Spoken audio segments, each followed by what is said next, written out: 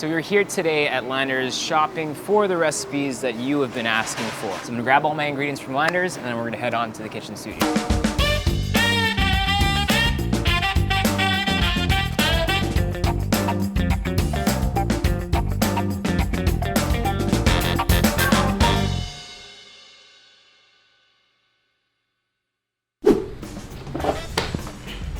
Sorry, I was just setting up the top shot. Okay, we have a lot of things going on today. We're gonna be making 4 different dips that you can make really easily at home. Drink my coffee, it's been a long day. And I've actually made a video like this previously, long time ago, but because of how YouTube works, probably people don't see it. I get a lot of requests for kind of like dips and sauces and stuff like that. So we're gonna make some really cool dips. I don't know where to start. Okay, salsa. I'm gonna make a really quick salsa. It's not a traditional one, but it's a nice and fun one. Really kind of light, exactly how you want it to be. Perfect with like tortilla chips and stuff. So 1 red onion, 1 clove of garlic. So I'm gonna let that all mellow out for a bit by adding a little bit of lemon juice to the mix. You can mix up some limes, some lemons, up to you.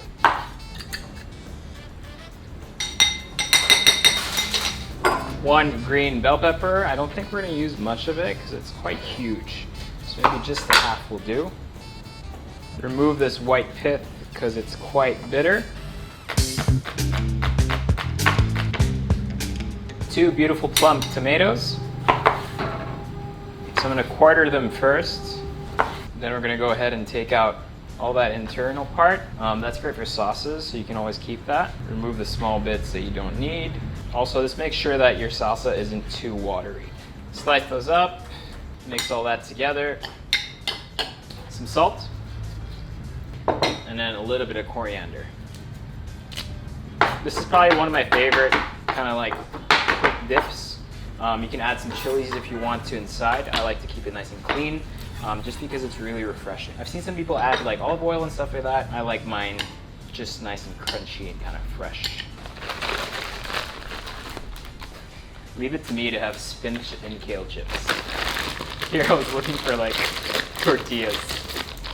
Let's try that out. Looks pretty good to me. Nice little bite, nice and tangy. Perfect. Keep that to the side. Let's work on the rest. Next, we're gonna be making tzatziki. So we're gonna do tzatziki, then we're gonna do a hummus. I was actually based in Rhodos in Greece for about 6 months. Tzatziki and hummus were things that I ate on a daily basis. Absolutely beautiful. I'm not gonna make a huge batch, so I'm just gonna use 1 cucumber. Honestly, you can actually keep the skin if you want to. That really comes down to just a matter of preference. So if you give some little green bits in there, it doesn't really matter. So 2 school of thoughts here. Some people will split it down the middle, as so, and would remove the piths. I honestly don't mind the piths, so I'm gonna go ahead and keep them. If you wanna remove them, completely up to you. You can also, instead of chopping them like I'm about to do, what you can also do is actually grate it as well. So I've seen many, many ways of it being done.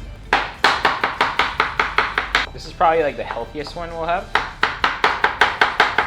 It's also good just like as a salad or something really simple. Place all the cucumber in a bowl. Keep that to the side. Same as a while ago, 1 little bulb of garlic. With the cucumber, we add the garlic, juice of 1 lemon,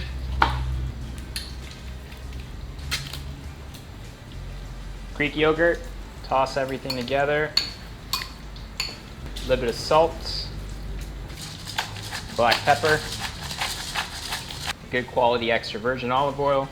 Give it a little toss. So you can already keep it like this, but I'm gonna add a little bit of parsley. Perfect, tangy, nice and fresh. Really good stuff, really easy to make. Next sauce, we are doing a cheese and bacon sauce. Definitely not the most healthy thing. 2 pieces of butter, place them in a bowl here. As that's kind of like melting down, 2 tablespoons of flour. Kind of like your basic bechamel white sauce, which you can add a lot of stuff to. I just want to whisk that, toast the flour and the butter a little bit, really build that flavor. Once all that's really well combined, slightly changed color, we're gonna go ahead, bring up the fire a little bit.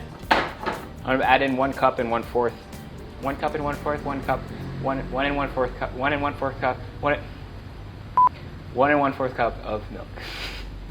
The milk's warm. It was simmering a while ago, so now it's still nice and warm. So what should happen here, if your ratios are correct, everything should thicken. Okay, I'm gonna wait for that to get to simmer.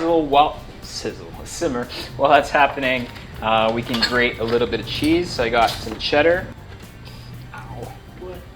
I'm okay.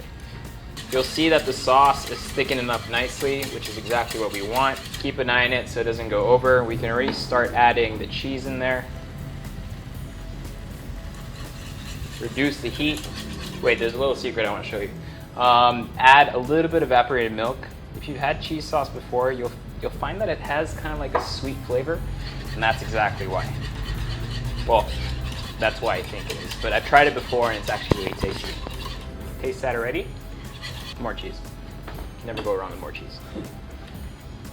So you'll see your cheese is kind of like nice and silky, which is exactly what we're looking for. Keep that to the side. We're now going to chop up a little bit of bacon that I've been frying since a while ago. We don't need it too crispy. I just want it to have like some texture to it. Some burnt pieces, some soft pieces, a little bit of everything. All that goes into the sauce. Okay, now to season everything, really simple. Onion powder, just a little bit, and some salt. I didn't want to season it a while ago because I wasn't too sure exactly how salty the bacon would make everything. That's all done, so we can go ahead and transfer it.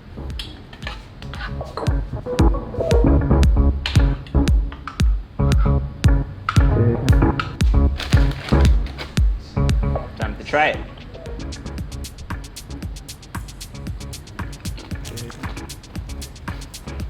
Mama, that's good. The last dip I want to show you is my favorite, and not only is it my favorite, but it's something that I've kind of had to tweak over the years as I figured it out.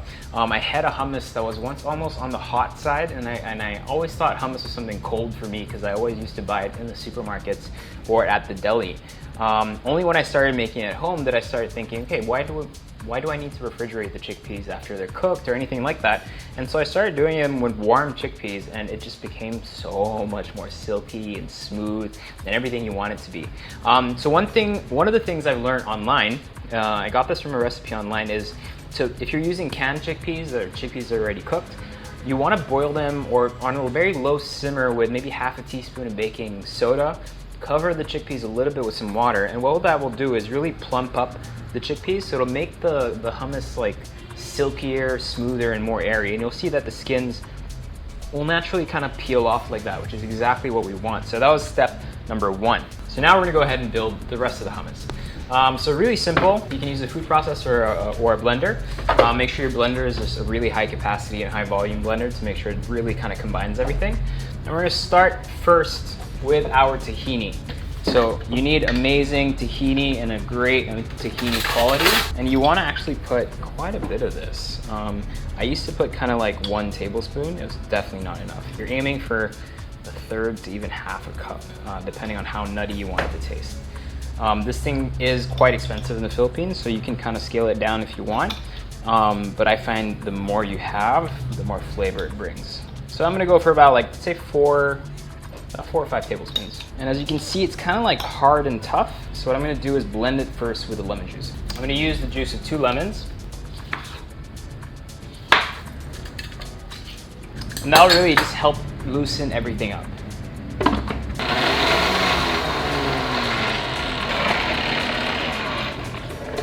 I'm gonna add a little bit more lemon juice to everything. I'm also gonna add about 4 tablespoons of really ice cold water. The ice cold water just, I don't know why it does that, but it just helps kind of give you a fluffier, velvety flavor and texture. Let that run until it gets nice and smooth. Once it's nice and smooth, open it up. We're gonna throw in some garlic and then the chickpeas. About 1 tablespoon of good quality extra virgin olive oil. and a little bit of salt.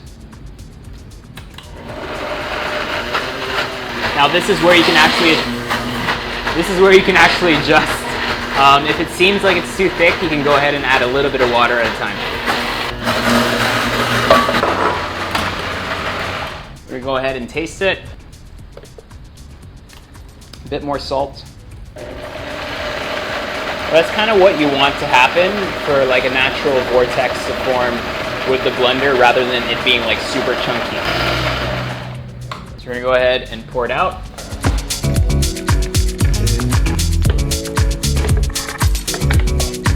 At this point, you can kind of just like make a mound out of it.